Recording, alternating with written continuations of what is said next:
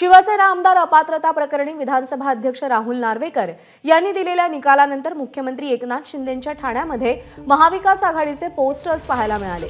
दिवसाढवळ्या महाराष्ट्रात लोकशाहीची हत्या झाली आणि लोकांनी ती उघड्या डोळ्यांनी पाहिली असा मजकूर या पोस्टर्सवर लिहिलाय। अब न्याय जनता करेगी असंही यावरती नमूद करण्यात आले।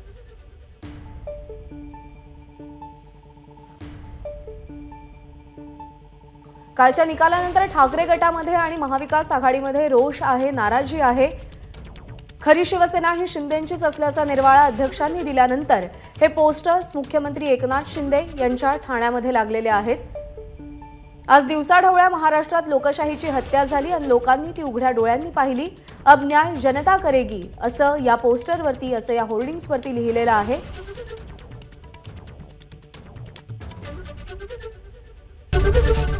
एबीपी माझा, उघडा डोळे बघा नीट।